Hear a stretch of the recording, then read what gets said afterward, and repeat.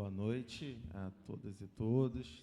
Grande satisfação estar aqui na OAB da Comarca de São João de Meriti. Agradeço a presença especial do pessoal da Defensoria, que vai atender o convite, senhoras e senhores advogados, estagiários, ex-estagiários.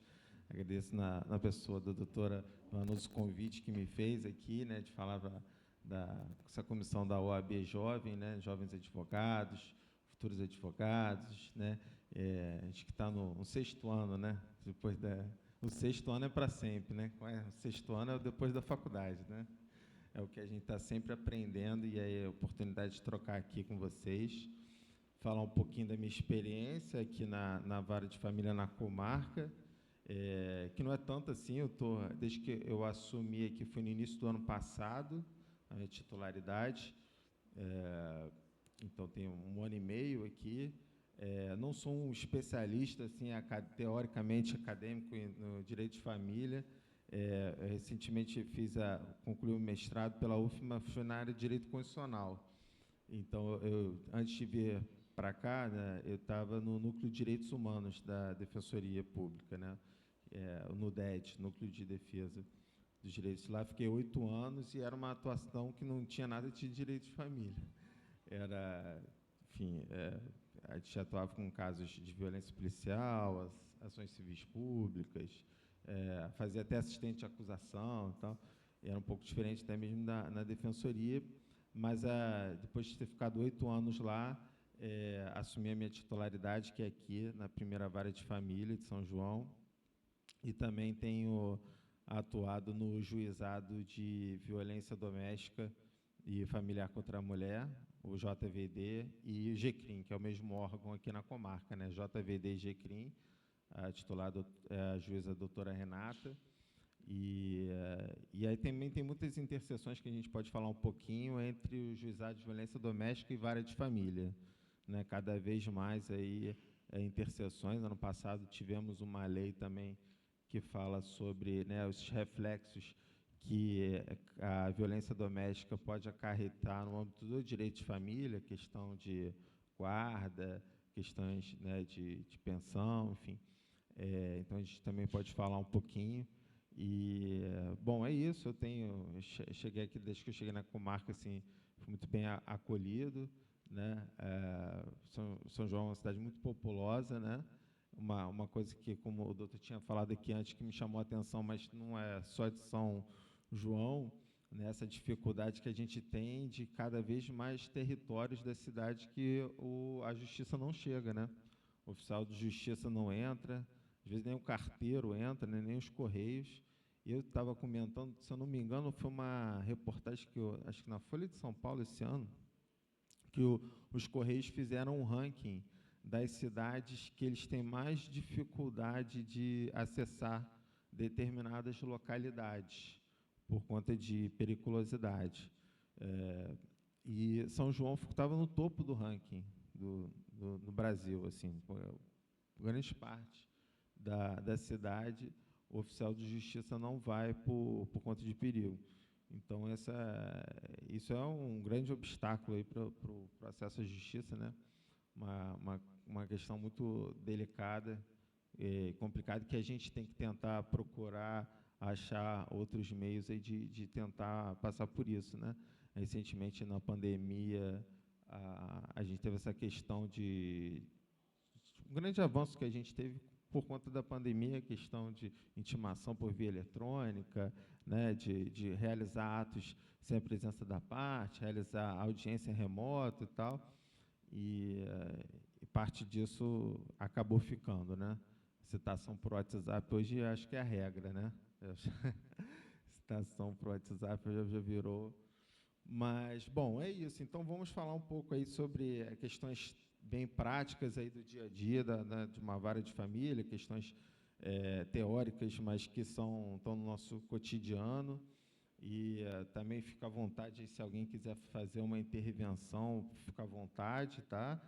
Quiser falar, quiser perguntar alguma coisa, a qualquer momento também, por favor, levante a mão, fica à vontade para fazer qualquer tipo de intervenção, acho que assim fica até melhor.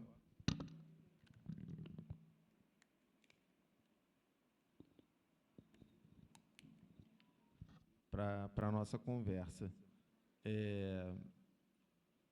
Sei que hoje agradeço a presença de todos aqui. Sei que a gente está às vésperas de um jogo importante do Flamengo, né? Então, isso torna a presença de vocês aqui ainda mais importante prestigiar. Então, bom, para começar a nossa conversa, né, sobre aspecto, tem que falar sobre gratuidade e justiça, né? Porque não me peçam para preencher uma grege, que eu nunca preenchi uma na minha vida. Não sei nem como é que faz isso. Então, minha vida de defensoria pública, grege é uma coisa do outro planeta. Não sei nem se chama grege atualmente, continua sendo? Enfim, mas uma questão interessante que tem da gratuidade e justiça, nas ações de alimentos, né, que são o carro-chefe, família é o que dá mais atendimento na defensoria pública, né? E dentro da família, alimentos, seja fixação, execução, é o carro-chefe. Então, o processo de alimentos é assim o nosso volume do dia a dia colossal. E uma questão interessante com relação a alimentos, que a gente vê às vezes, os processos da defensoria não, porque ambas as partes geralmente são suficientes. Mas uma questão interessante que a jurisprudência fixou é no sentido de que o direito da gratuidade é da parte, não é do seu representante legal. Então, numa ação de alimentos, em que a parte geralmente é uma criança, existe uma presunção de hipossuficiência pelo simples fato de ela ser uma criança, que não trabalha, não tem patrimônio, em regra. Claro, pode ter uma situação excepcional de que uma criança seja herdeira, ou seja, tem algum tipo de patrimônio por alguma razão, mas essa não é a regra. Então, independentemente da situação financeira da representante legal, o titular do direito, o alimentante, o autor do processo, é geralmente uma criança. Então, existe uma presunção, a lei já, agora, gratuidade e justiça é disciplinada no Código de Processo Civil, não está mais na Lei 1060, sobrou da Lei 1060 um ou outro artigo, a disciplina, uma parte foi trazida para o Código de Processo de 2015, e ela reiterou, né, de que presume-se a hipossuficiência com uma mera declaração, e o ônus da prova é da outra parte que alega, né, que vai impugnar a gratuidade de justiça.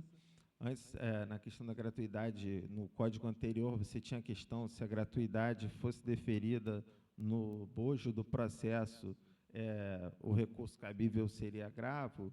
Se fosse autuada em apenso, como a Lei 1060 determinava, aí teria que ser impugnada mediante apelação, que julgasse. Hoje em dia isso acabou, o Código de Processo Disciplina, que é tudo dentro do processo, e a decisão é agravo de instrumento no caso de indeferimento. Mas existe essa presunção especial no caso da ação de alimentos envolvendo criança, como existe também, por exemplo, no caso, né, hoje em dia não se fala mais em interdição, mas em curatela, né, de incapazes, no qual o beneficiário, o requerente,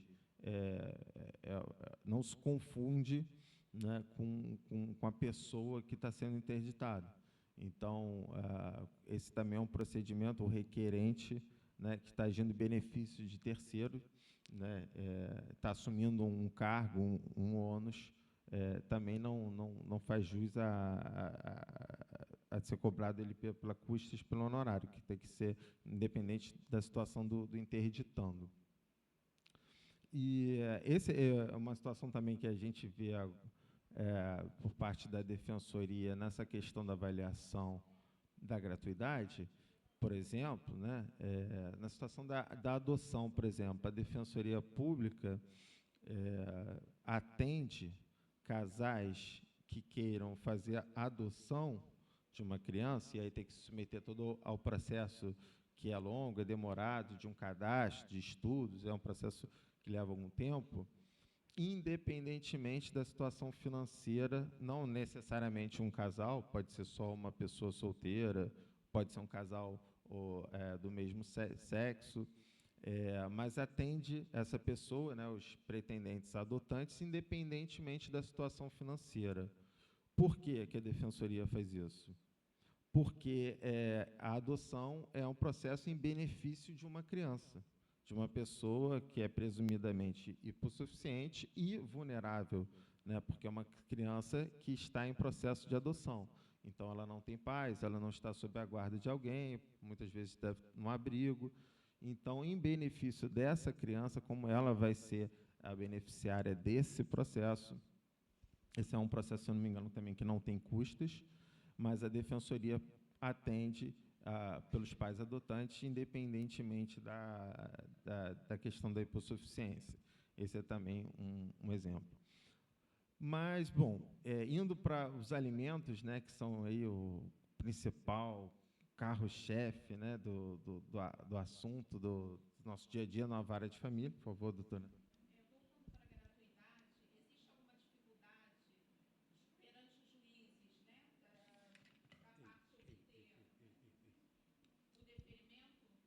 Olha,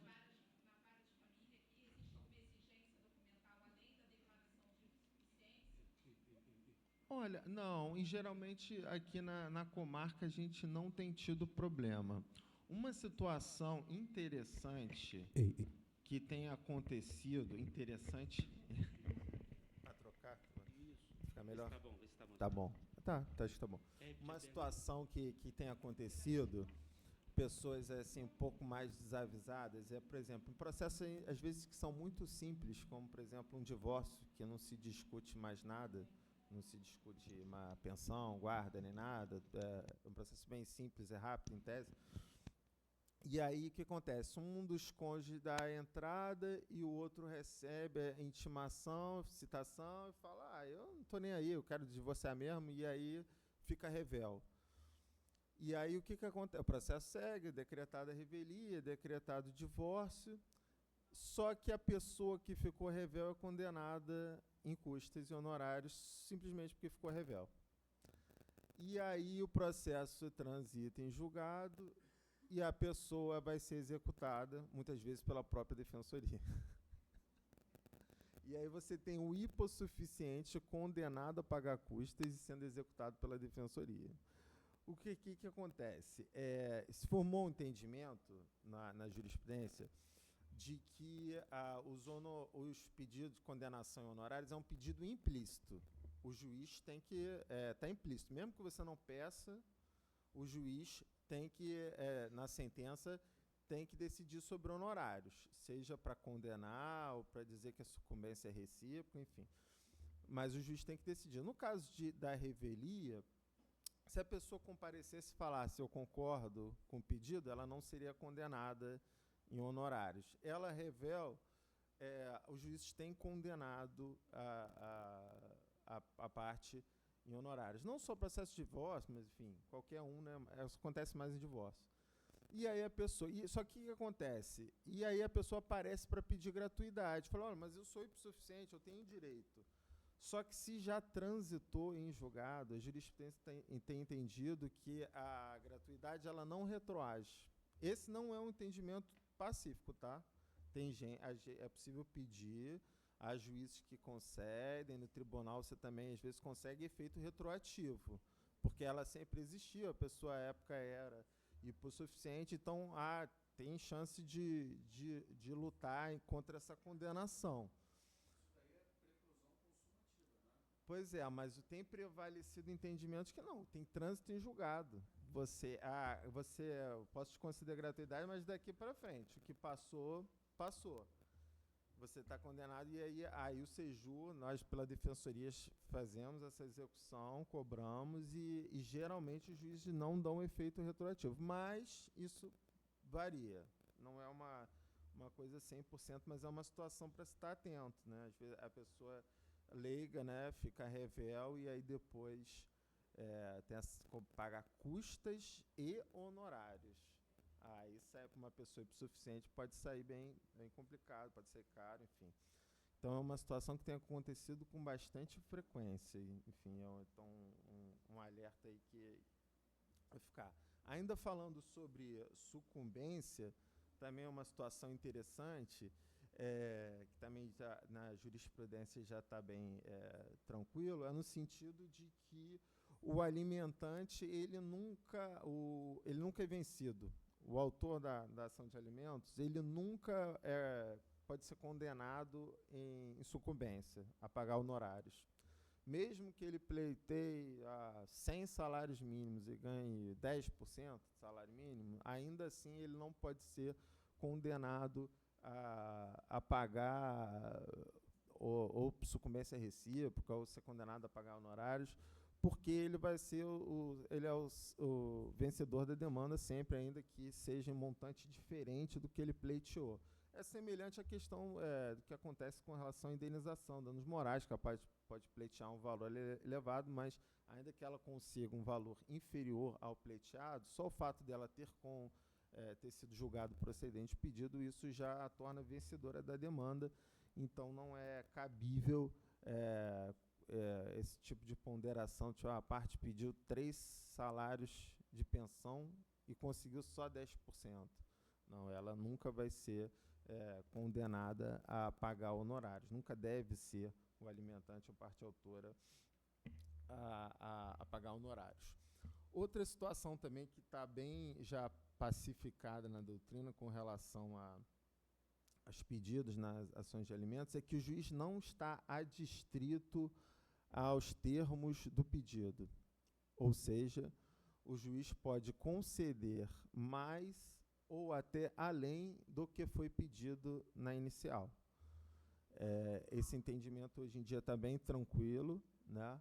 É praxe hoje na Defensoria Pública fazer os pedidos além da pensão alimentícia de despesas extraordinárias, né? Aquelas despesas que são sazonais, como medicamentos, material escolar, plano de saúde, mais coisas que não são fixas, né?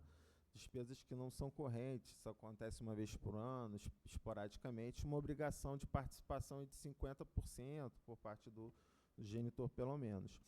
Mas mesmo que não conste esse pedido, não impede muitos juízes, mesmo sem pedido, determinam dessa forma e podem até determinar um pagamento de um valor da pensão acima do que foi pedido.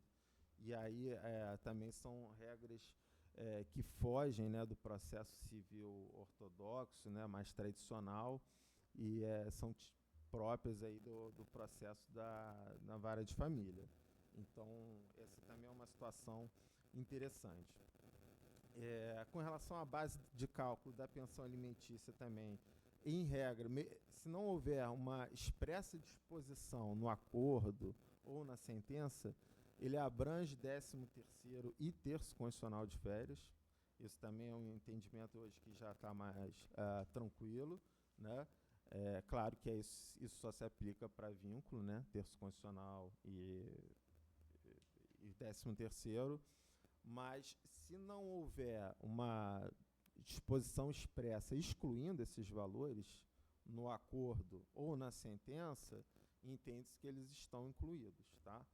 Estão implícitos e fazem parte do pedido.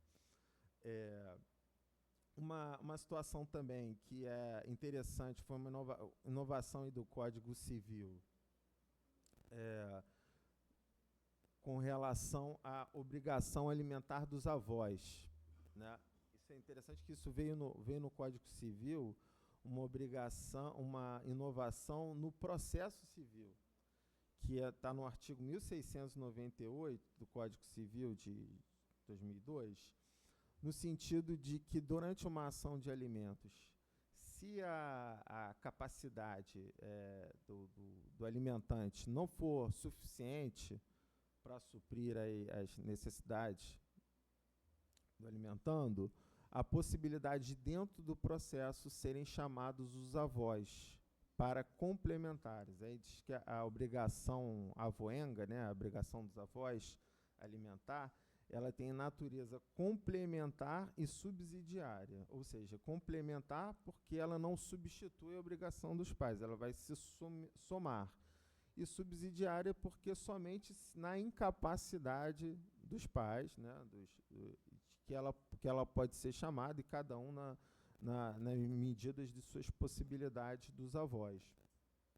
Aí existe uma questão, na prática, a lei não define isso, de quanto que mas são só os avós paternos ou os avós maternos também têm que contribuir? São questões que surgem ali no decorrer do processo, que tem que ser avaliadas caso a caso, né? Às vezes, por favor.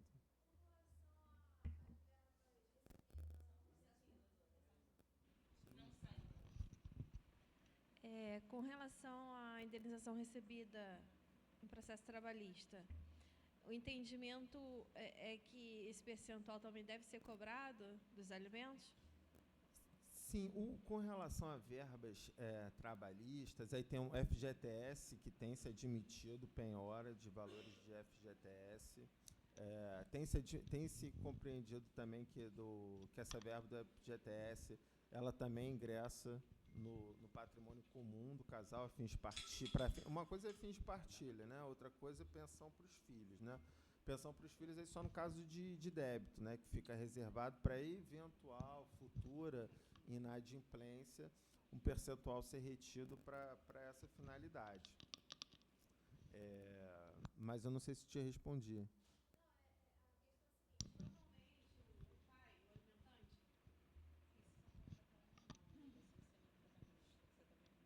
Não, é com relação ao processo trabalhista. Ah, sim. O alimentante sai da empresa, não recebe as verbas e procura o judiciário, a Justiça do Trabalho. Aí há a condenação. Em cima dessa condenação, tem que se cobrar o percentual dos alimentos da criança, quando engloba fundo de garantia, hora extra, todas as verbas. Mas aí seria a mãe da criança cobrar do alimentante. Do pai. Ele pode cobrar, certamente. Se houve uma inadimplência aí do empregador, né, com coisa, não vai estar descontando em folha. Ah, sim. Tem entendimento que se tiver hora extra, trata-se de verba indenizatória. E aí a criança não tem direito ao percentual em cima dessa indenização. Vocês têm feito execução nesse sentido? De horas extras? De valores recebidos em processo trabalhista. Mas independente de existência de débito? Independente da existência de débito. O pai recebeu, vamos dizer, 200 mil, lá engloba hora extra, fundo de garantia, saldo de salário, engloba tudo. Nesse caso, tem que ser cobrado, tem que ser executado o percentual dos alimentos da criança? Olha, eu acho que tem que ser analisado cada verba que está sendo paga com a natureza ali, né? Se for, e quando, por exemplo, há acordo? Pois é. É uma situação. Porque tem muito caso verba assim. Tem uma natureza, né? Se aí tem que ver se tem natureza indenizatória, se tem natureza remuneratória, se é o FGTS. Na verdade, o que ela quis dizer, eu acho que eu entendo. O pai trabalha com vínculo empregatício. Tem um ofício expedido para a empresa para fazer o desconto do pagamento. Ele é devedor, ele tem que pagar os alimentos.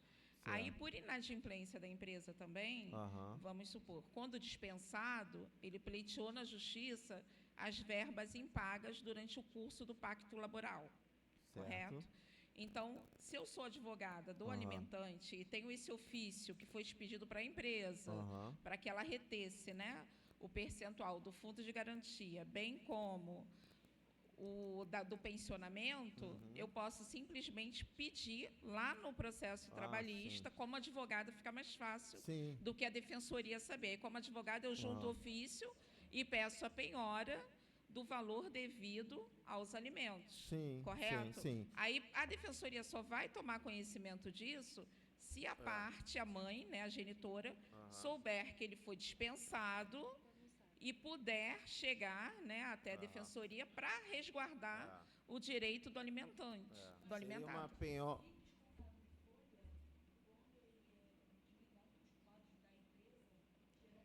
Ele recebe, mas eu estou falando no caso do processo. Retém, né? Não. No caso do processo judicial de uma ação trabalhista para que sejam pagas as verbas que a empresa não pagou. Eu acho que a empresa. Pode ser tudo, pode ser atraso de salário. porque depende, cada verba tem uma natureza, né, às vezes, e aí tem que avaliar. Sim. Não, a questão é a seguinte. Aí com certeza, né? Mas é prudente a empresa também reter o percentual, se ainda mais só tem que desconto em normalmente folha. o pai faz um acordo no do trabalho, a mãe não tem nem conhecimento desse acordo, desse processo trabalhista.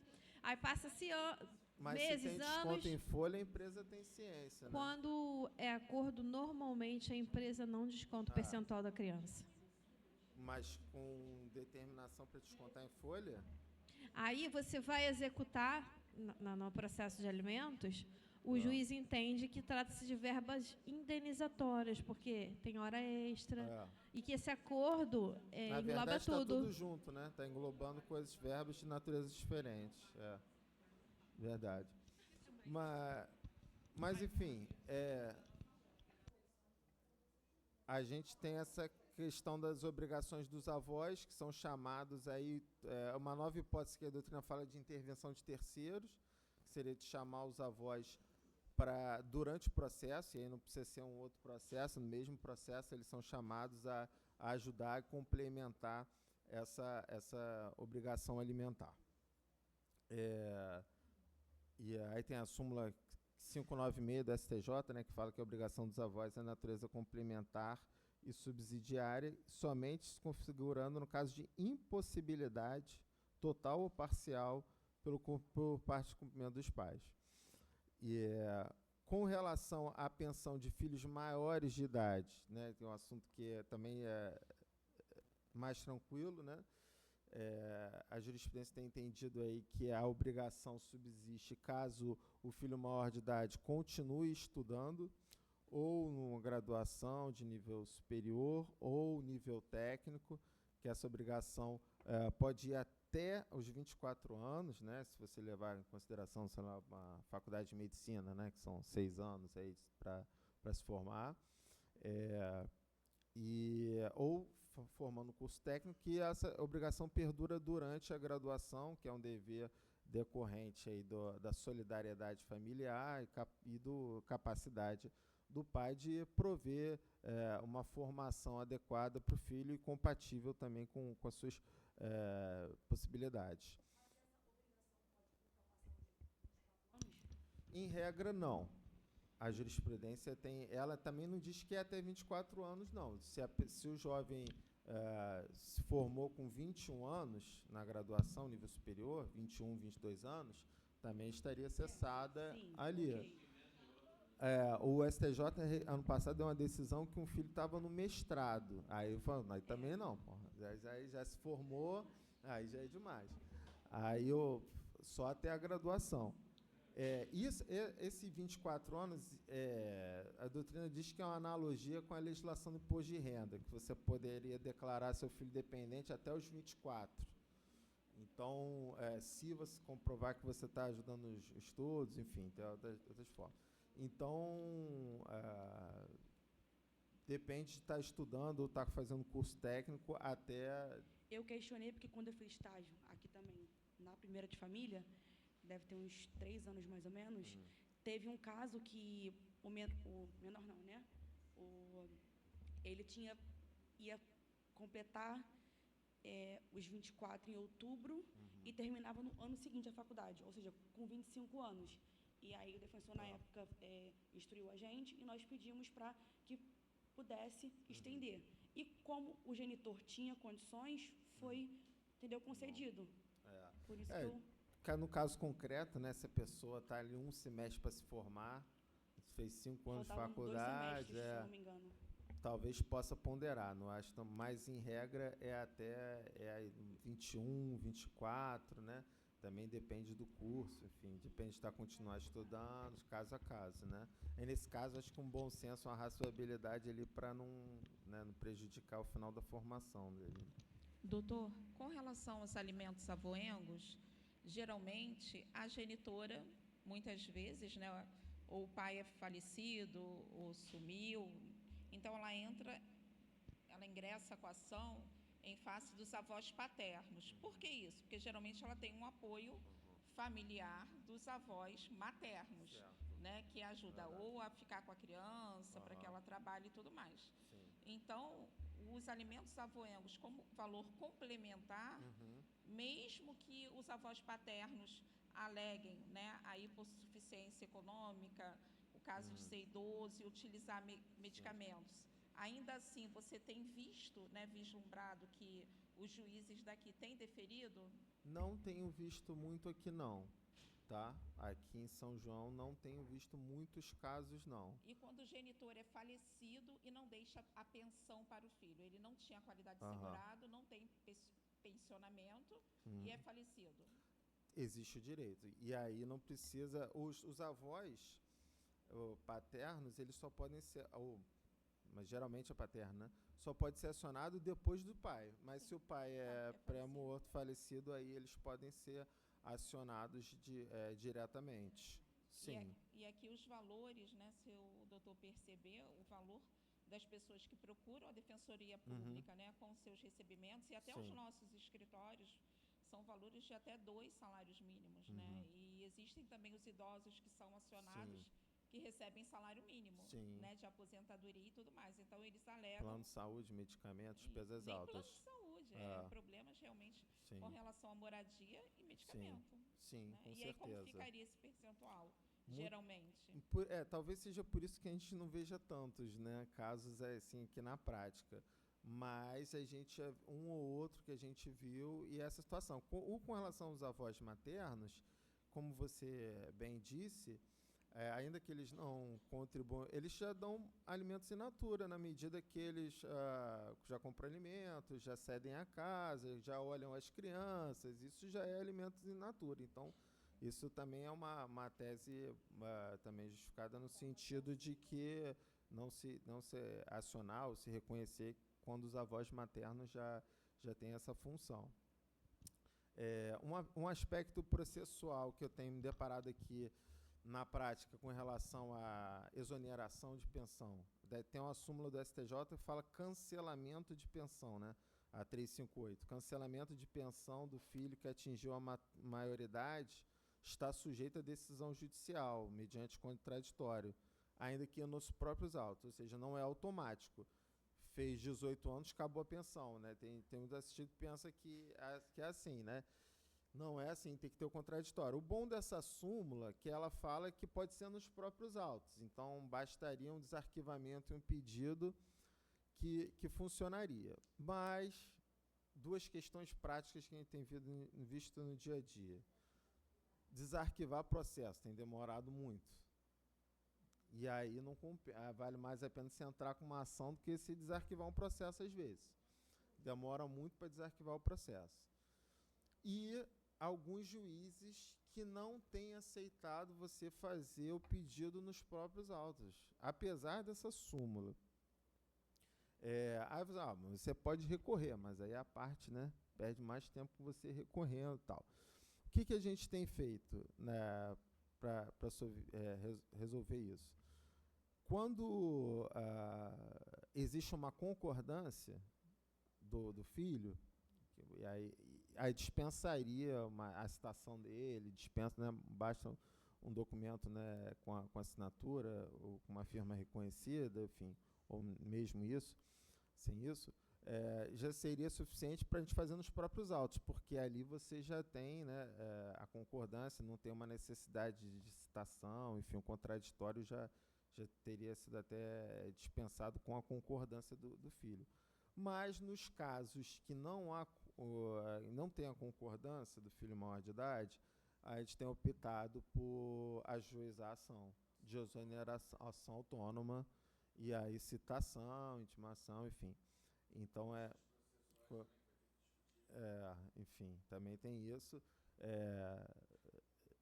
Aí agora você me lembrou a questão de exoneração, revisão de alimentos, que é a questão do termo inicial dos alimentos, né? A gente tem o entendimento de que retroage a citação, os alimentos devidos, e tem súmula do STJ que amplia esse entendimento para revisão de alimentos, exoneração, majoração e exoneração. Tudo retroage à citação.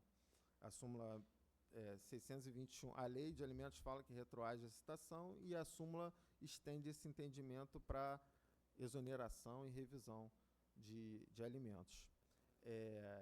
Mas é importante dizer também que tem um entendimento contrário, né, da Maria Berenice Dias, com argumentos interessantes, né, no sentido de que os alimentos, na verdade, eles são devidos desde a partir do momento que o juiz fixa. O juiz fixou alimentos, eles já são devidos, independentemente do alimentante ter sido citado. E qual o argumento que ela usa? Olha, você vê uma pessoa que não tem vínculo, e aí o juiz tem a decisão fixando os provisórios. Aí aquela pessoa vai tentar fugir da citação, porque ela sabe que ela só vai começar a dever a partir do momento da citação. Então vai fugir do oficial de justiça mais que o diabo da cruz. Vai se excluir de tudo que é jeito, porque, orientado por um advogado, ele só falou, você citou, você está devendo. Enquanto você não for citado, você não está devendo. E, por outro lado, se você tem um alimentante que tem vínculo empregatício, aí um ofício resolve. Aí ela fala, isso é injusto, pô, o sujeito tem vínculo. Não precisa ser nem citado e intimado, é só mandar ofício para o empregador, para a empresa, e já desconta em folha. Já o outro que não está em vínculo, aí ele só quando for citado. E aí ela fala, a obrigação alimentar, a citação para ser o termo inicial é para você constituir em mora. Você saber o devedor, a partir de agora você tem uma obrigação líquida e certa. O juiz mandou você pagar tanto, dia tal, para pagar isso. Mas você já sabia que você tinha esse dever. Você já tinha um dever de sustento, a partir do momento que nasceu e reconheceu, a obrigação é sua. Então, você não precisa do oficial de justiça, numa citação, no protesto, para te constituir em mora.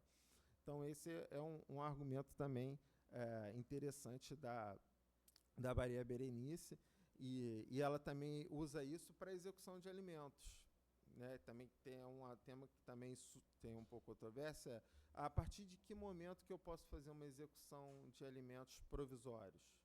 O juiz fixou provisórios, o alimentante não está pagando e eu quero executar. E aí o entendimento prevalecente, se eu não me engano, até hoje na jurisprudência, é de que só é devido a partir do momento de que citou, da citação. Se ele não foi citado ainda, não são devidos, não poderia nem executar. E aí a Maria Berenice, mais uma vez, esse argumento, não, a partir do momento que foi fixado, eles já são devidos. Então, você já pode executar com a mera decisão de fixar provisórios. E esse é um tema também ainda que não sei como é que a jurisprudência está se posicionando. Antigamente, no outro código, isso era mais tranquilo. Mas agora esse é um argumento novo, né, que a Maria Berenice, por exemplo, sustenta, e de que é algo interessante, né, algo que faz algum sentido. A gente tem feito isso em alguns casos lá, porque às vezes esse é um grande gargalo do processo, é citação e intimação, né? Esse problema que a gente falou antes, né? Primeiro que hoje em dia ninguém atende telefone, né? Porque você pensa que ou é golpe ou é propaganda. As pessoas se falam só para o WhatsApp, áudio, ligação de WhatsApp. Aí chega uma ligação de um número, que é o oficial de justiça, a defesa, ninguém atende. Então, fica numa situação hoje que está complicado de falar telefone. Aí você não consegue falar por telefone. O carteiro não chega, o oficial de justiça não chega, isso acaba. E as pessoas mudam de telefone, cada 3 meses muda o número, aí fica complicado, né? Que as genitores não sabiam informar o endereço, não sabiam o nome completo, não sabiam o telefone, não sabiam nada do genitor. Endereço irregular, né? O complicava carteiro não mais chega. e mais. Isso aí. Pois acaba sendo um grande gargalo aí do processo isso. E aí isso levantou o gancho para falar também. Aproveitando, eles têm a mania também, o genitor tem a mania de se ocultar. Ele está sendo citado ali naquele momento e diz que não conhece a pessoa. Então, é muito bom também dar a foto do genitor para o oficial de justiça, que aí facilita a vida. Porque eu fiz isso. Lá em Bangu, o cara estava se ocultando. Guarda municipal, tá difícil de citar. Tá bom, levei a foto para o oficial de justiça e citou a pessoa. É o jeito. Uma antiga também, que é nesse caso de periculosidade, só que aí a pessoa não encontra. Isso era muito comum no interior, que a pessoa fala, não, eu vou acompanhar o oficial de justiça, porque vai lá, eu não sei eu chegar lá, vai comigo que vai dar tudo certo. No interior isso era muito comum. Aí o oficial de justiça ligava para a pessoa ia acompanhando lá para localizar aqui também.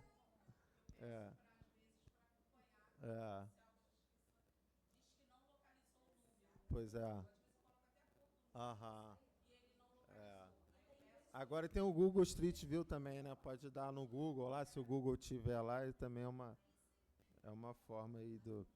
Ou de casos de periculosidade, que o oficial tem medo de ir sozinho, aí falar, de repente, acompanhado com a pessoa, ele já se sente mais tranquilo, né? Então, é isso. E aí puxou para a questão do cumprimento de sentença, né? Cumprimento de sentença e execução, que é outro também, do alimentos, também é outro carro-chefe aí, de coisas que a gente mais faz dezenas por dia. A partir de 3 meses Isso. de débito, né? Porém, posteriormente, entendeu-se que a partir de 30 dias já era possível entrar com execução, né? Pleiteando os débitos. Porque muitas das vezes esperava passar 3 meses. Aí ele ia lá, tinha que acumular 3 meses. Aí ele ia lá, pagava um. Nunca juntava os 3 para você poder entrar com uma execução. E aí ficava só prolongando cada vez mais e nunca... Pela lei, passou um mês, já pode executar. Dia 10, se dia 11 não pagou, você já pode executar. Se vence dia 10, não pagou doutor, dia 11, sabe o que aconteceu comigo? Ajuizei um cumprimento de sentença, a juíza mandou, eu botei 2 dos últimos meses, junho, julho, venceu dia 17, eu falei, vou deixar para distribuir lá para o dia 20, distribuído no dia 20 de julho, a juíza mandou emendar porque está errado a planilha, aceitou só o de junho. Não, isso aí é absurdo. Então acontece, ela entende que não está vencido, vencido é só quando vira o mês. Não, tá errado. Tem dia do vencimento. Dia 17, todo dia 17. Eu deixei para distribuição no dia 20. Ela não aceitou. Não pode. A parte no cumprimento de sentença. Cumprimento ou execução. Essa é uma coisa, né, que... esse dos 3 meses. Isso eu acho que é a primeira coisa que aprende na vara de família, né? Para te ensinar, 3 meses, até 3 meses, cabe prisão. Isso foi uma coisa interessante, porque isso foi uma criação da jurisprudência, né? Foi criação totalmente da jurisprudência. Não tinha isso no Código Antigo, não tinha isso no Código Civil, não tem no Código Civil atual, nem no anterior, de que o débito até 3 meses cabe prisão. Passou de 3 meses, penhora, cobrança normal. Então, eu faço pouca família, já fiz muito. Então, eu tive um caso que eu ingressei com as 2 ações, né? Uma dos 90 dias, que dava direito à prisão, e uma eu executei os outros meses. Sim. E aí a juíza mandou citá-lo para fazer o pagamento sob pena de prisão, ele não pagou. E no outro processo foi designada uma audiência de conciliação. Então, antes da audiência, eu cheguei, mostrei o mandado de prisão para o conciliador, já fui na central dos oficiais e disse que existia também esse mandado de prisão. Então, quando o genitor chegou na sala de audiências da conciliação para tentar fazer um acordo e tudo mais, ele já saiu algemado por conta da prisão, porque às vezes eles esquecem, né? São pessoas que muitas vezes acham que filho não se alimenta, né? Não tem que... Então, ele se esqueceu, mas eu lembrei, eu era advogada dos 2 processos, então ele saiu algemado e na hora para pagar o débito aparece, né? Quando vai preso... Agora no Maracanã tem reconhecimento facial. Interligado, polícia e Detran. Se o sujeito estiver devendo pensão, às vezes o cara nem sabe, né? Às vezes se o cara é envolvido na criminalidade, ele não vai dar esse mole. Mas outro, para devedor de pensão, às vezes está nem ligado, aí vai para o Maracanã e...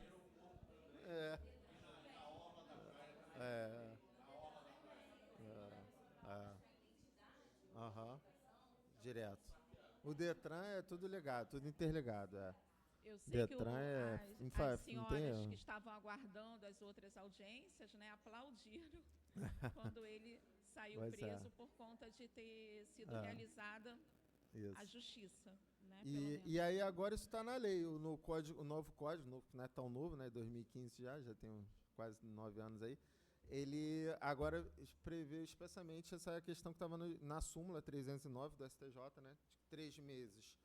Até 3 meses cabe prisão e o que passou tem que ser por penhora. E aí o de prisão pode ser atualizando, ou seja, são os 3 meses anteriores e mais os que se vencerem ao longo da demanda. E o da penhora tinha o dogma de que não atualiza. O da penhora é o período anterior, mais de 3 meses, e vai cobrar isso do início ao fim. Mas você não pode atualizar, no sentido de que não pode incluir novas prestações que se venceram ao longo da demanda. Esse era um entendimento tranquilo no código anterior. O novo código, ele não falou nada sobre isso, ele meio que repetiu, ele falou, o de prisão, você pode incluir as prestações que se vencem ao longo do processo, mas não falou nada com relação ao penhora. Então, em princípio, ia se manter esse entendimento de que, não, da penhora, se você quiser cobrar outro período de mais de 3 meses, tem que entrar com uma nova execução. Mas o STJ deu uma decisão ano passado, unanimidade, falando que agora é possível, sim, incluir novas prestações vencidas no caso de penhora. O STJ falou que isso às vezes acontece, por exemplo, com uma familiar que não quer prisão. Ele quer cobrar alimentos, mas fala, não quero prender meu pai. Isso não é raro, não é incomum, tá? Acontece bastante na defensoria. As pessoas vêm pedir e falar, não, eu quero cobrar, mas prisão não. Só penhora.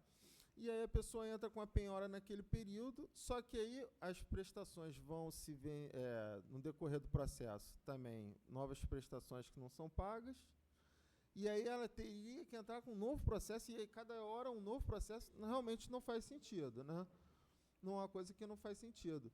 E aí o STJ falou, não, você pode incluir também essas prestações, se você pode na prisão, por que você não vai poder no da penhora? Não faz sentido. É um bom senso. Só que a lei não fala, ela fala para um, não fala para o outro. E aí agora...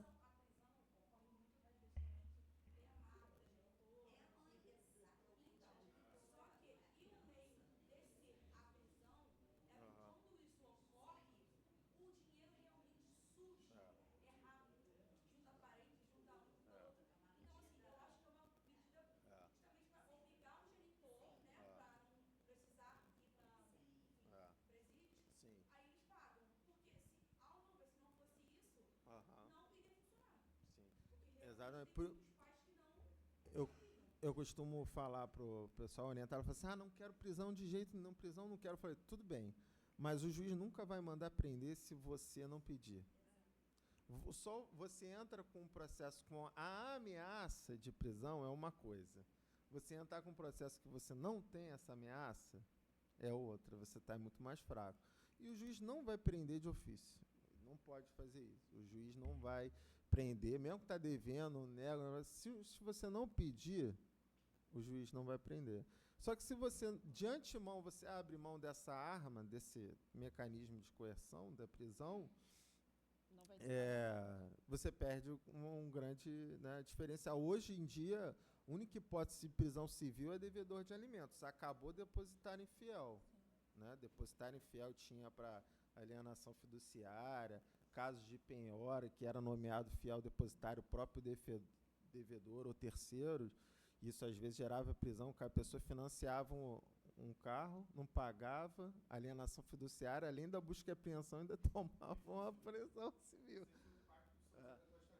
Exatamente. Isso aí. O Supremo fala, a Constituição prevê essas duas hipóteses, né? Alimentos e depositário infiel. Só que aí vem o Pacto de São José, Tratado Internacional de Direitos Humanos, e falou, não, só cabe para alimentos. Aí o Supremo falou, bom, já que um tratado internacional não prevê para depositário infiel, então a lei não pode, porque o tratado está acima da lei.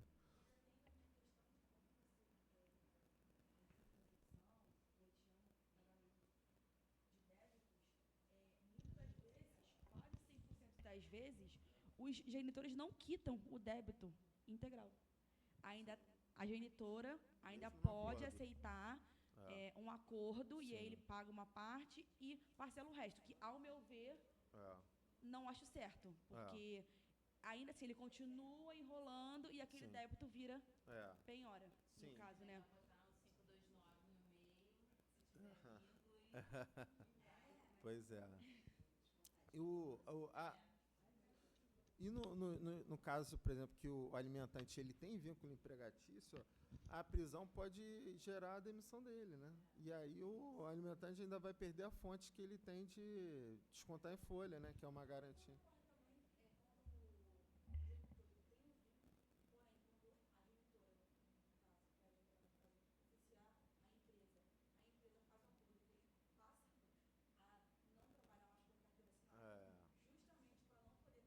Sim.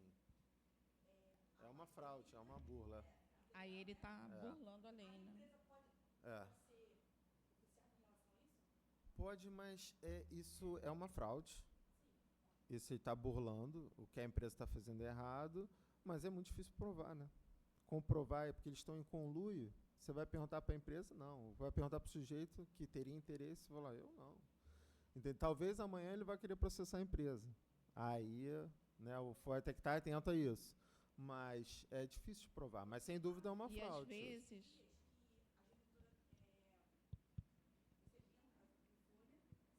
Estou tentando falar. Ela me deu.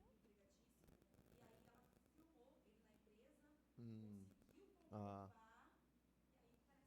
Sim, sim. É. E pode oficiar o Ministério do Trabalho para poder fiscalização lá, né? Doutor, Que ele e a vai gente- falar também que não está empregado, se estava aquele dia. Né? E nós falamos muito de genitor, mas na verdade também pode ter o inverso, né? Principalmente se for funcionário público ou tiver uma renda maior. Estava com um caso no escritório que a genitora não repassava para o filho maior de 18 anos o valor do pensionamento. Descontava direto do genitor e ela ficava com dinheiro e os avós maternos é que estavam mantendo esse filho em Campos, na faculdade de medicina. Né, e aí o pai tinha que pagar não só a pensão que era descontada, mas ainda ajudava o filho, por conta da faculdade. Aí eu sei que em uma semana aqui eu entrei com o peticionamento, pedi, informei o que estava ocorrendo e já entrei com a procuração, tanto do pai quanto do filho maior, já com 22 anos de idade e ainda cursando a faculdade. Em menos de uma semana saiu o ofício, não teve nem despacho. Já saiu o ofício para a Guarda Municipal do Rio, alterando os dados da conta, ou seja, essa genitora vai ser pega de surpresa quando for lá para receber a pensão, né, e não ter mais o valor. E um filho cursando medicina, filho único, poxa. E para finalizar, como eu não sou, a minha fala, na verdade, para finalizar a minha fala, como eu não sou expert em direito de família, não sei se aparece muito na defensoria. Aquele caso que você tem o divórcio, né, e que você não faz a partilha dos bens imóveis, né, porque não estão legalizados e, às vezes, nem fazem menção no processo. E, muitas vezes, o genitor deixa, né, aquele imóvel ou vice-versa, porque a outra parte ficou com os filhos. Né? Então, eu estou com um caso bem interessante, que o genitor nem fez menção, eu acredito, na época, isso tem menos de 10 anos, sendo que agora ele construiu o imóvel na laje da sogra. Então, as benfeitorias, 50% para cada um, né, dos cônjuges. E ele deixou porque estava a filha residindo no local. Agora, a mãe colocou a filha para fora de casa já pela segunda vez. Quando ela completou 18 anos, a mãe começou a fazer isso, vai para fora de casa. E agora tornou a fazê-lo. Então, qual seria o prazo? Eles já estão divorciados. Mas não sei se o doutor sabe, ou se alguém aqui sabe, o prazo para a gente entrar com o pedido de arbitramento de aluguéis do condomínio. Ou seja, se não pode vender o imóvel, a genitora que ocupa tem que começar daqui para frente, ou da decisão do magistrado, a pagar o condomínio para o genitor.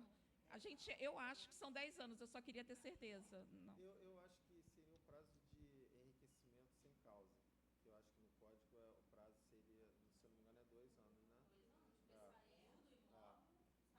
seria enriquecimento Não, ele sem saiu causa, do né? imóvel, Seria- ele saiu do Mas imóvel, vai cobrar da outra Não, parte, só- o não, não. arbitramento do aluguel. só dali isso? para frente, porque a Isso. filha não tem mais o lar. Sim. É a mesma coisa, eu tenho um imóvel registrado no meu nome e no nome do meu marido. Eu saio do imóvel e deixo meu marido morando com a minha filha. Certo. Os meus 50%, se for RGI, está resguardado. Se houver o documento, vai ser meu a vida toda. Está registrado. Sim, mas você vai cobrar pela utilização exclusiva dele, Não. né? Do imóvel. Isso, agora sim. Aí Ele tá essa se é a minha beneficiando. dúvida. Como não existe um documento, Isso. Mas aí esse prazo seria porque ele está usando um bem que é comum, que Não. é dos dois, que é a Isso. casa. mas porque Está ela usando botou a exclusivamente- filha, tirou a filha Ah. e está usando exclusivamente para ela. E- Aí por isso que eu estou perguntando. Não É. tem documento e não foi falado no divórcio, mas Sim. existe a casa Sim. na qual Não, ela não perderia o direito à casa, não seria um uso capião, só perderia como se fosse um uso capião, que aí perde a propriedade, mas Mas aí não- são outros prazos, outros requisitos. mas seria Mas para para você pedir. cobrar um aluguel, eu acho que seria o prazo de enriquecimento sem causa, que eu acho, se eu não me engano, são 2 anos. Se eu Porque não no me caso tenho certeza. o imóvel ficou incomodado Sim, com a esposa por conta da Isso, filha. A sim. partir do momento que esse ano não chegou a 10 anos, ela botou Aham. a filha para fora de casa e ficou com o imóvel só para si. sim. Sim, isso é bastante comum também, a gente Então, vê. e É. aí a gente pode fazer? ou Pode, não, pode, ação? pode fazer. Isso é bastante comum. Uma coisa que a gente tem, que é os 3 juízos aqui da comarca que eu tenho visto, é não aceitar você cumular a ação de alimentos com o divórcio, ou com guarda, ou com partilha. Tá? Porque divórcio hoje em dia, ninguém está mais aceitando isso. Ninguém aceita, tá? Só se for acordo. Se for acordo. Pois é. Hoje, olha só, hoje eu tive uma audiência que era tudo acordo. As 2 partes assinaram junto, era só homologação de acordo. Processo final de 2019, pouco antes da pandemia. Aí foram para o núcleo da defensoria, as partes assinaram, que estavam de acordo. O MP foi contra a homologação do acordo. Falou que é 19%, ele não aceitou, falou que estava abaixo. Veio a pandemia. 2024 a gente está fazendo audiência de conciliação. E a alimentante que queria se divorciar, queria pedir pensão para o filho, queria mudar o nome, que não conseguiu nada. 4 anos de processo, mais de 4 anos de processo. Teve o azar da vir a pandemia e tal, mas você vê, é uma coisa que o divórcio, que hoje é um processo super simples, né? Hoje em dia o divórcio é direito potestativo, basta a vontade de uma pessoa, é incondicional, a outra pessoa não pode, não há nada. Às vezes tem que falar isso que tem pessoal jovem, não lembro, mas o divórcio estava regulamentado na Constituição, tinha que ter 2 anos de separação de fato, ou separação, vocês acreditam nisso? É inacreditável, mas estava na Constituição de 88 e só acabou com uma emenda constitucional de 2010. Judicial. Então tinha toda uma burocracia para você fazer o divórcio. Aí veio essa emenda que revogou esses artigos e falou, não, o casamento acaba com o divórcio só depende da vontade de um e não tem prazo, não tem requisito, só basta a vontade de um. E aí ficou aquela discussão, mas e a separação? A separação continua lá no Código Civil, separação acabou, separação continua, o que faz com... E ano passado, o Supremo, 10 anos depois, o Supremo foi falar, e aí por decisão de maioria apertada falou, não, a separação acabou, não existe mais separação autônoma. Quem está separado e até hoje não se divorciou, continua porque tem um ato jurídico perfeito. A época que o ato foi realizado, ele estava de acordo com o ordenamento jurídico, mas hoje não existe mais separação no ordenamento jurídico. Ninguém pode mais se separar hoje em dia. Hoje é só divórcio ou nada, e o divórcio não depende de mais nenhum requisito, basta a vontade de uma pessoa. E aí você, às vezes, tem processo de divórcio, e tem a possibilidade do divórcio extrajudicial. O divórcio extrajudicial em cartório, Na defensoria, a gente não faz muito, porque tem a questão da gratuidade, que acaba sendo mais prático fazer judicial do que extrajudicial. Então, a gente não tem feito muito extrajudicial. O extrajudicial tem um problema quando tem filho menor ou incapaz. Sobre isso, em tese, você ainda pode fazer, só que você tem que comprovar em 30 dias que você ajuizou a ação. Eu não sei se na prática essa fiscalização como é que funciona, não, mas em tese você poderia fazer mesmo com filhos menores, mas aí vocês têm que estar tudo de acordo. Tem que estar na escritura o acordo com relação aos itens básicos todo do divórcio, né? Nome, você vai voltar a usar o nome de solteiro, guarda dos filhos, pensão para os filhos e pensão entre si. No processo judicial, o juiz não aceita isso, você tem que entrar com uma ação de alimentos, uma de divórcio e outra de guarda.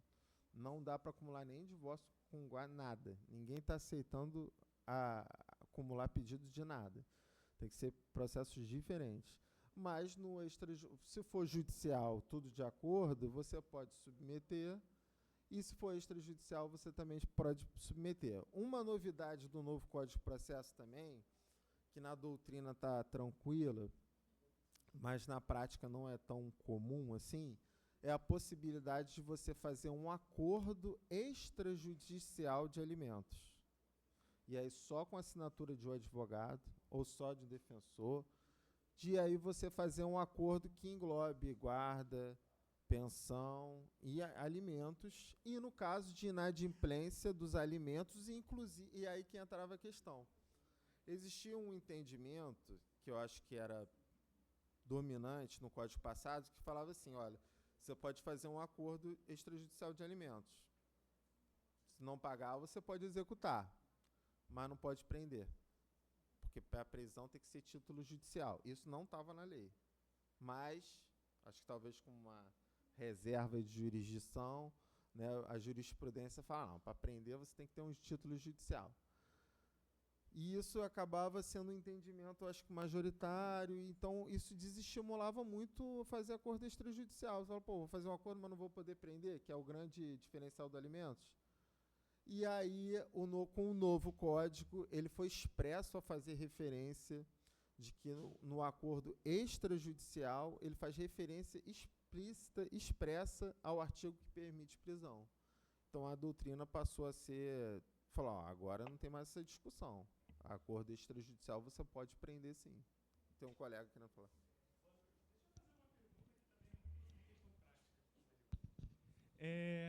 A gente tocou na questão da citação sobre a nação de alimentos. E quando o pai, muitas vezes ele é pessoa jurídica ou simplesmente não tem emprego, mas justamente, exatamente após a citação, ele arruma um contrato de trabalho. Como é que a defensoria lida com esses casos, além da quebra do sigilo bancário? Como a defensoria tem abordado essa ideia? Esse é outro lado da fraude, né? Tem o que vira PJ e tem outro que vira carteira assalariada. A pessoa até tinha uma empresa, vamos dizer assim, mas justamente foi só chegar a citação positiva, constituiu o vínculo empregatício. E esse contrato, às vezes, é fictício, não é uma simulação. Na verdade, ele nem recebe carteira. Tu pede para um amigo assinar a carteira e não está recebendo nada. É tudo de mentira. Nem recebe salário. É um problema prático igual ao outro. É uma fraude que precisa ser comprovada.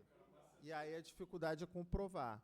Mas o fato da pessoa ter salário não significa que toda a renda, que a base de cálculo da pensão vai ser só o salário. Que ela pode ter aluguel, pode ter outras fontes de renda, e aí o único jeito é você procurar patrimônio, rendimentos e demonstrar a fraude. Aí o ônus da prova é de quem alega, né? Então...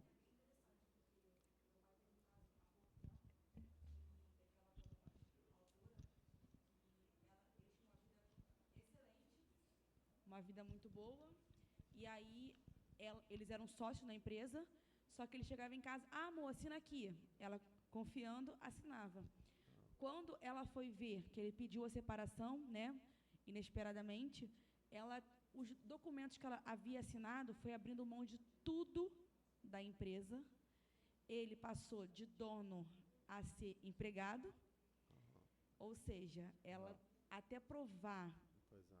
Não é que fácil. ela realmente tinha direito, que eles construíram o patrimônio junto, ela foi morar de favor na casa dos outros, de outras pessoas, porque ela ficou sem casa, porque ela abriu mão de tudo por conta daqueles documentos que ela Sim. assinou. Então, assim, essa questão que o colega falou, quando o genitor ele passa de ser autônomo para uma CLT, acontece Tem o outro muito. lado, né? Acontece muito. A gente já tem visto na prática. O problema é provar, né? Provar que é difícil, porque aí você vai botar os funcionários da empresa não vão prestar depoimento contra o patrão, né? Muitas vezes o genitor que faz isso, que vai para a CLT, o que ele vai fazer também? Ele vai primeiro entrar com a ação de oferecimento de alimentos. Aí ele consegue eliminar os alimentos provisórios, 20%, 15%, depois vai brigar 5 anos aí pela sentença. Com um valor baixo, no máximo ele vai ser executado aí, no valor bem baixo. É isso que eu tenho visto também. Pois é, complicado. Agora falando do cumprimento de sentença ali da execução dos alimentos, né? O novo código não alterou muito do que já vinha praticando, né? Quando é cumprimento, quando fazer por execução, há possibilidade de fazer nos próprios autos com cumprimento de sentença, e aí entram as exceções, que são várias. A Letícia está aí, se eu falar alguma coisa errada, você me corrige, que a Letícia sabe mais que esse do cumprimento e execução quando fazer. Em regra, cumprimento. Quando não fazer cumprimento? Aí tem os sistemas diferentes, né? Agora a gente tem DCP e PJE, ou se era um era de papel, agora é processo eletrônico. Aí tem que fazer, não dá para fazer. Provavelmente vai vir EPROC, né? Agora vem o terceiro. PJE é o pesadelo judicial eletrônico, né? Vai acabar e aí você tem DCP, PJE, vai ter um terceiro. E aí quando tem sistema diferente, você tem que fazer, não pode fazer nos mesmos autos. Quando você tem, enfim, pessoal, me lembra, várias situações ali que fogem à exceção de que, ou quando já tem uma execução nos autos de honorários ou débito antigo, aí tem que fazer em autos autônomos, coisas. E nesse novo cumprimento de execução, no novo cumprimento de sentença, intimação pessoal do devedor. Isso não é no processo civil normal, né, uma ação indenizatória, enfim, no caso que não seja de direito de família. A execução se dá com o cumprimento de sentença e você não tem a necessidade de intimação pessoal do devedor. Você pode intimar o advogado ou o defensor para pagar o débito. No caso da defensoria, você tem essa de poder pedir intimação pessoal do devedor. Mas nos alimentos, não, a intimação vai ter que ser sempre pessoal, mesmo que seja advogado. Mas essa intimação pessoal não significa necessariamente, obrigatoriamente, que tem que ser por oficial de justiça. Pode ser por AR. No antigo código tinha a vedação expressa. Em execução não se admite citação postal. Isso acabou no novo código. Você pode, mesmo num processo de cumprimento de sentença que vai levar à prisão, você tem essa exigência da intimação pessoal do devedor, ou seja, não basta mera publicação em DO ou intimação eletrônica com o advogado, tem que citar o devedor pessoalmente, mas pode ser por AR. Não é necessário o oficial de justiça fazer essa citação. O WhatsApp, na verdade, ele é uma intimação proficial, né? A jurisprudência já está bem tranquila, mas tem alguns requisitos que praticamente dependem da vontade da pessoa que está sendo citada, né? Ele tem que se identificar, tem que mostrar o documento, tem que mandar a foto. Se ele não cooperar, o oficial não pode fazer nada. Por favor.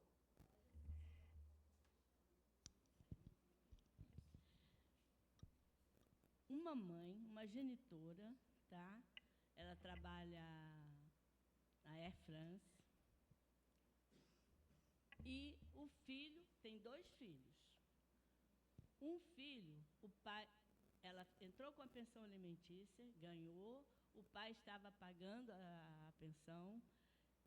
Agora o filho está estudando em outro local. E a mãe passa a pensão que ela recebe para a mãe dela para cuidar do filho. O pai descobriu isso, que o filho está em outra cidade com a avó, chamou o filho para morar com ele. Por cargas d'água, não sei o que houve, ele expulsou o filho de casa, brigou com o filho, expulsou o filho de casa. Agora, ele entrou na justiça para receber todo o dinheiro que ele pagou à mãe, a genitora. E agora, como faz? Qual a idade do alimentante? 16. 16. Ele pode testemunhar, não pode, da Pode, expulsão? sim. Se esse dinheiro, essa verba alimentar, apesar de estar sendo repassada para a avó, se ela estava sendo revertida no sustento, na guarda da criação do próprio alimentante, não existe enriquecimento sem causa, não existe motivo para cobrar. E a verba alimentar é irrepetível, ou seja, ela não pode ser cobrada uma vez paga. Por exemplo, isso acontece, uma situação que acontece às vezes, situação também muito comum. Alimentos provisórios. Aí a alimentante joga o rendimento do alimentante lá ganha 10 mil, ganha 10 tá salário e tal. E aí o juiz, só com base naquela informação, fixa os provisórios, né? Então vai. E aí, na verdade, às vezes, o sujeito fala, eu estou desempregado, não ganho nem o salário mínimo e tal. E aí conta outra história, só que os provisórios estão lá. E aí, quando até o juiz reconsiderar isso, baixar, reduzir os provisórios, né, você tem esses provisórios lá no alto. Se o sujeito obrigado lá, apavorado, com medo de prisão, pagou, e aí depois o juiz reduziu de 2 salários para 20%, 30%, perdeu. É verba irrepetível, natureza alimentar. É verba alimentar. Não tem o que fazer, entendeu? Se ele não pagou, aí tem aquele entendimento de que retroage a citação. Então, se ele reduziu a pensão, vai valer a partir o novo vai retroagir até a citação. Então, se ele não pagou da citação para frente, vai valer o novo valor, não o antigo. A Maria Berenice também critica isso. Fala, isso daí é um incentivo para não pagar, esperar os provisórios. Mas, é verdade. Por outro lado, também acontece isso. O juiz fixa os provisórios com base numa informação unilateral. E aí, sempre fica, né? Às vezes fica... E aí você dá a possibilidade de ter casos de má-fé grave, né? Você fala que o sujeito ganha 10 mil reais por mês e o sujeito não ganha nenhum salário.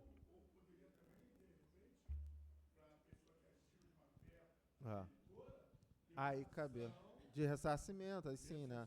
Aí, se você demonstrar uma má-fé assim, a jurisprudência... Eu achei um caso aqui que eles falam que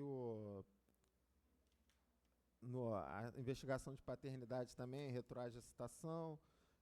Até sobre investigação de paternidade tinha uma coisinha interessante para falar, mas eles falavam que, em regra, é irrepetível. Ou seja, paga uma multa, mas salvo com enriquecimento sem causa, uma situação dessa de má-fé, né? Aí seria uma exceção. Sim. Aí seria uma exceção, até você poderia, não seria irrepetível, porque não foi de boa fé, foi de má fé, enfim.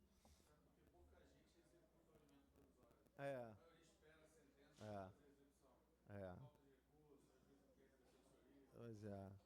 E aí, às vezes, demora para citar também, aí tem esse entendimento, mas a gente não tem esperado citar, não. A gente lá na defensoria, o juiz fixou a gente.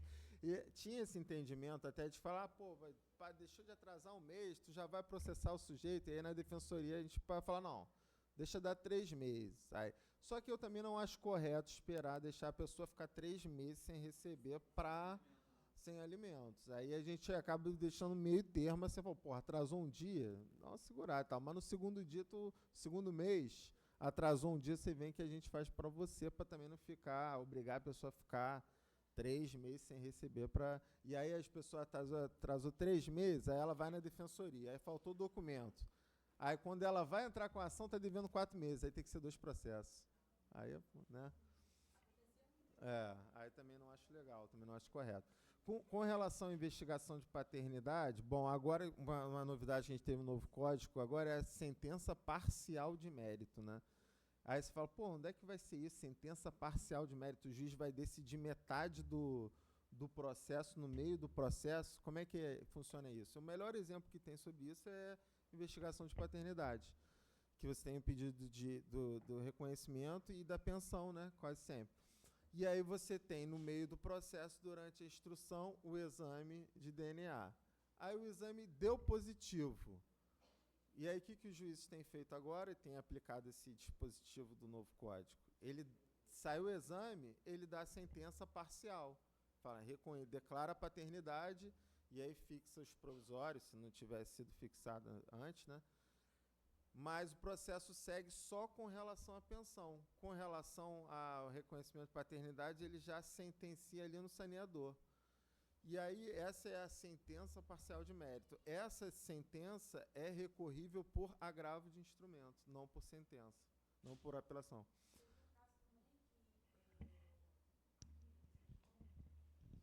O genitor, no caso, 3 tiveram relação, 2 homens e a mulher, e aí passaram-se 2 anos, posteriormente, o suposto pai ingressou com a...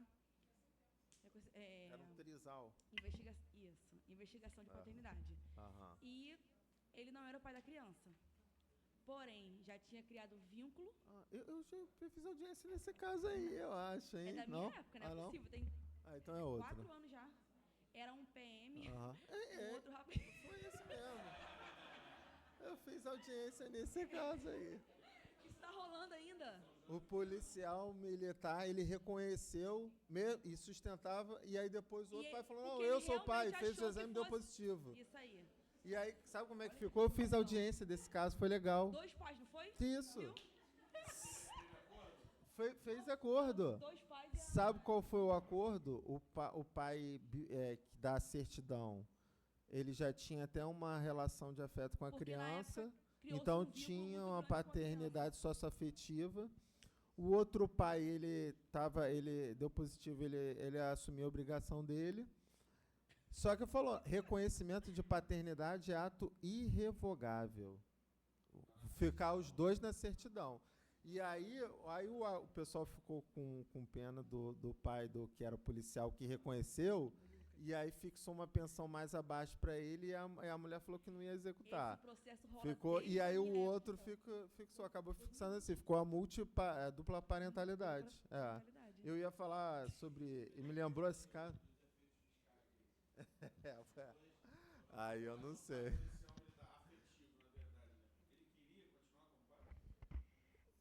E eu acho que sim, porque foi acordo. Então, Foi ele estava mais preocupado com a pensão. Ele não se importava em continuar como pai, porque ele já tinha uma relação com a criança. Mas ele não achava justo mas ficar... teve um conflito, porque na época houve um conflito porque ele questionou em relação à pensão, porém o vínculo, ele era apaixonado pela criança e ele falou que realmente queria continuar tendo aquele vínculo afetivo com o filho. Suposto filho, no caso, né? Ele ficou puto quando saiu o resultado do exame, eu acho, que ele falou, então me tira, eu não quero separar, mas aí depois chegou na audiência e tal, ele falou, então você não vai ter obrigação, não. E essa criança já tiver uns 5 anos, só ele pagava. Aí ele, então vai ficar sem pensão, mas vai continuar na certidão. E aí ficou assim, a certidão ficou... E o outro tá pagando também? Ficou pagando na certidão, com o nome na certidão, para garantir que se não pagar, pode cobrar, né? Mas o outro? Os 2 ficaram na certidão. Mas em questão de pagar? Não, e também tinha uma paternidade socioafetiva ali. E aí ele mesmo falou, mas eu sabia que eu não era o pai. Se reconheceu a paternidade, meu, ato irrevogável. Irrevogável. Você só pode anular se você falar que você estava em erro. Se você falar, a jurisprudência não tem nem aceitar, falar, estou em dúvida, quero fazer um DNA. Não, dúvida não é suficiente para tirar uma paternidade.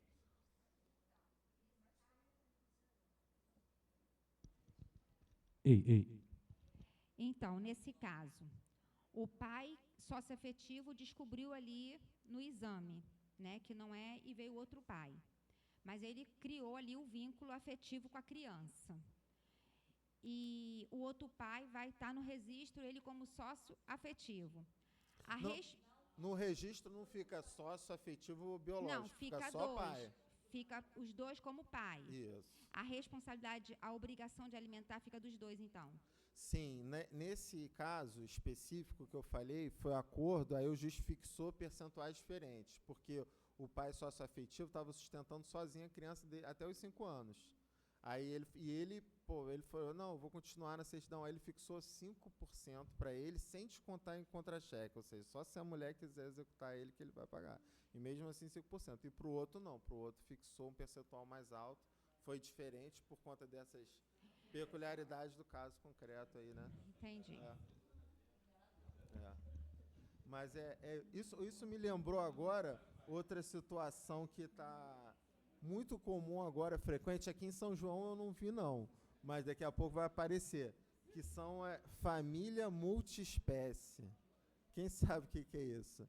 São os pais de pet.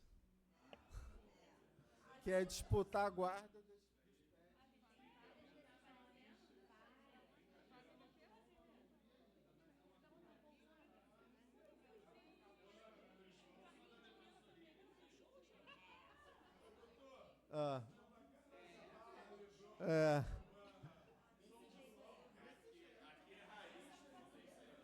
Mas sabe que já tem já achou jurisprudência, chegou no tribunal, os juízes têm decidido esses casos, não com base em questão de posse, propriedade, quem comprou, com base em afeto, em base em guarda, igual o filho. E quando, às vezes, um é proprietário, mas o outro criou uma relação, ele dá guarda para um, visita para o outro.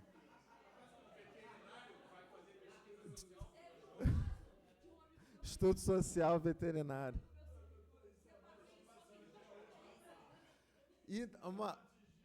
Mas você sabe o ponto que já chegou? Foi pedir pensão. Mas aí a justiça, aí também é demais, né? Aí já é demais. Guarda, visitação, vai, mas pensão não.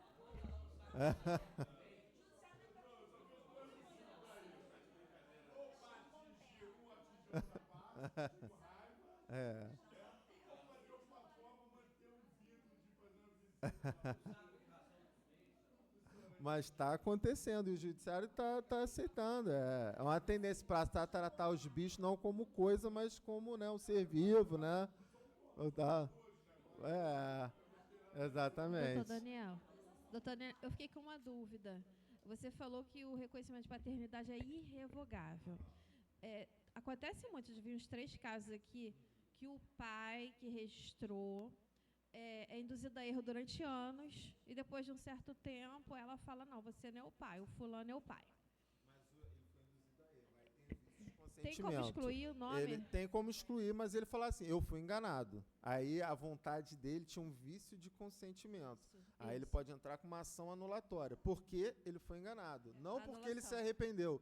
A irrevogabilidade é no sentido de que eu não quero mais, é minha vontade. Eu não quero mais. Antes eu estava em dúvida, mas eu fiz. Agora eu não quero mais. Isso não é fundamental. Aí se o juiz indefere inicial, o julgo improcedente de lata. Então, ele tem que falar, não, eu fui induzido a erro. Aí, esses 3 casos, os 3 foram induzidos a erro. Ele tem, mesmo que não seja, ele tem que falar isso, né? Senão...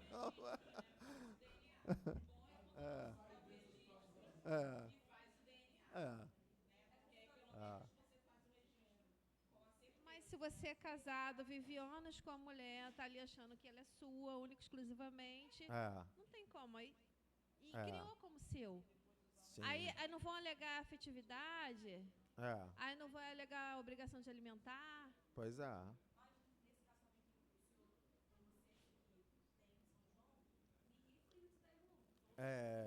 Por isso. A mãe... Foi. Isso. Nesse caso, eu acho que a mãe, se eu não me engano, ela desistiu da ação contra o pai. O outro falou, não, ele foi, coitado, ele assumiu a obrigação, não era obrigação dele, eu quero desistir com relação a ele. O MP, não pode.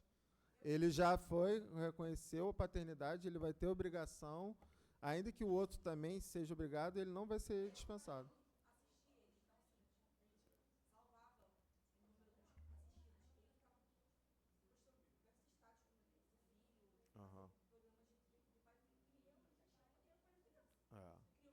Sim, é. E mesmo que ele não achasse também, criou só sua afetividade, aí... E aí, para encerrar, falando só a sua afetividade, um tema aí que já leva aí bastante tempo, a jurisprudência tem oscilado muito. Eu fui ver ontem, dar uma olhada como é que estava, é uma questão que a gente vê, que é o abandono afetivo, se isso gera um dano moral indenizável, né?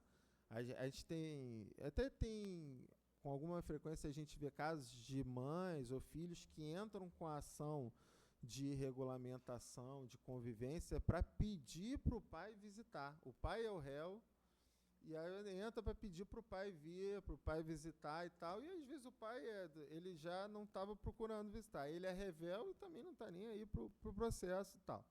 E nessas situações é muito difícil, porque a gente não tem muito como coagir, como fixar multa para o pai, e aí a jurisprudência mais tradicional, mais consolidada, no sentido de que fala, você não pode obrigar uma pessoa a ter afeto sobre a outra.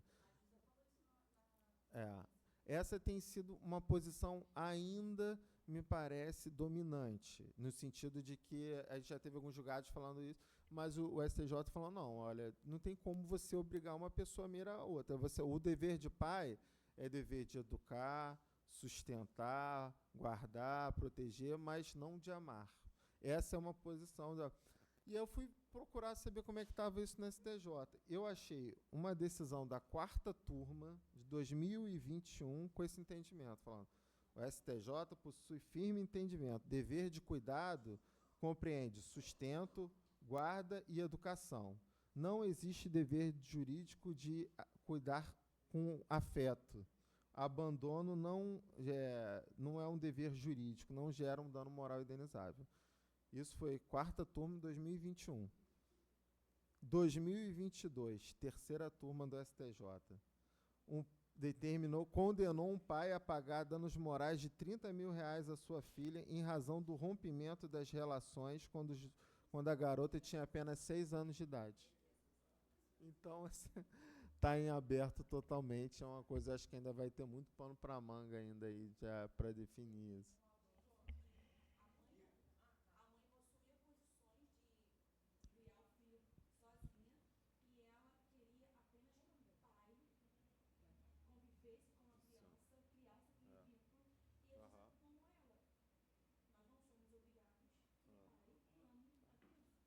Juridicamente vai fazer o quê?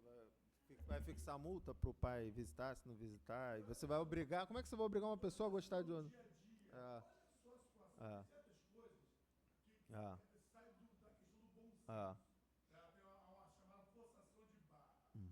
Se a pessoa não tem aquele sentimento natural, aí uma outra quer obrigar o outro, a esposa, ou o pai, a mãe, forçar um relacionamento com o filho. Olha a situação que gera. Tem pessoas que não param para pensar no que é melhor para o filho. Às vezes, de repente, o melhor para o filho naquele momento não é a presença do outro que vai acabar fazendo mal. Porque uma pessoa que faz uma coisa que não esteja com vontade de fazer, ela não vai ter o zelo, o cuidado. Imagina você pegando uma criança e entregando num dia com um pai desse que não tem afeto nenhum para a criança. Qual o cuidado que essa pessoa vai dispensar para a criança no dia? É uma situação delicada, essa situação, e você acabar forçando às vezes situações, né, complicadas. Doutor Daniel.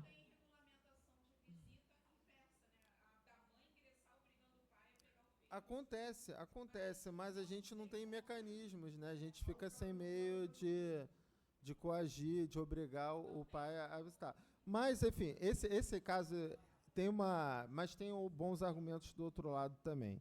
O que eles argumentam é que, às vezes, isso causa muitos danos para a vida da pessoa, da criança, do adolescente, né? E que existem, sim, deveres jurídicos nas relações familiares. Por exemplo, uma coisa que não é tão comum ainda, mas já tem jurisprudência e é um pouco semelhante, questão do afeto. Relação conjugal, marido e mulher. Você tem uma traição por parte de um dos cônjuges, uma infidelidade, enfim. E isso, o cônjuge traído, ele tem um direito indenizatório em face do trabalhador? Sim. O que eles argumentam? O casamento traz deveres. Um dos deveres é fidelidade. Se você quebrar esse dever, é um dever jurídico previsto em lei. Se você causou dano, violou um dever jurídico, não tem dever de indenização? Então, nesse caso é mais simples.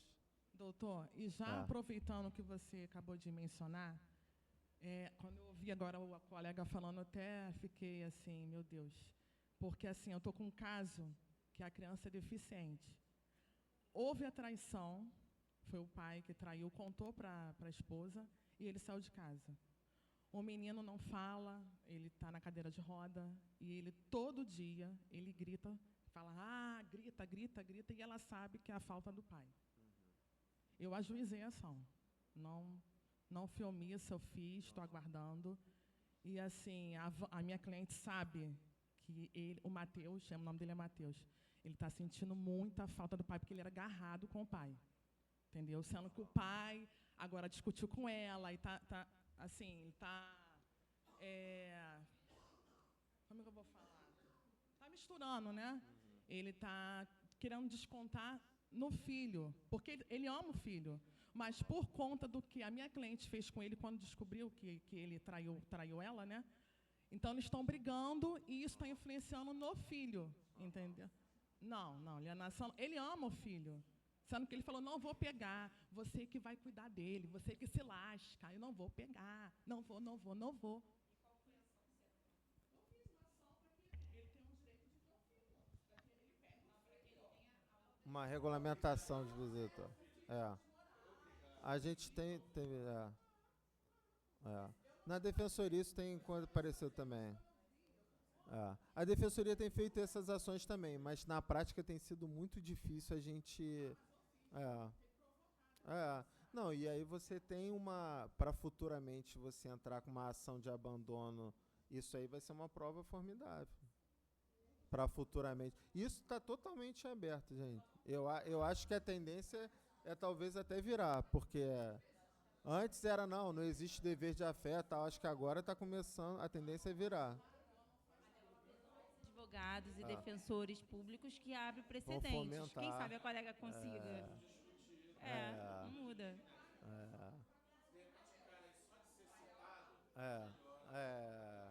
Pois é.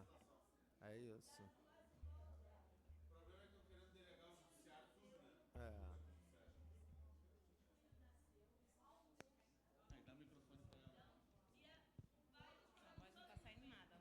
Quando soube que o filho era autista, abandonou a família. O garotinho falava, hoje não fala mais. Por causa do pai. Nem vê o pai. Ele dá pensão, mas nem vê o pai. Quer dizer, é difícil fazer. Muito triste, Fazer ele indenizar.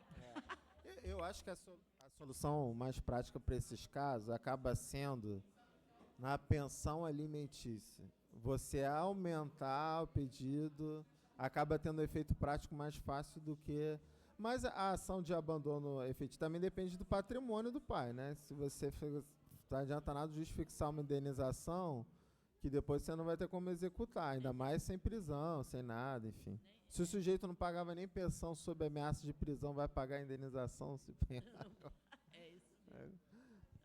Nobres doutores, eu vou pedir para acessar as perguntas, que eu preciso finalizar a palestra para ele terminar, tá bom? Obrigada a todos.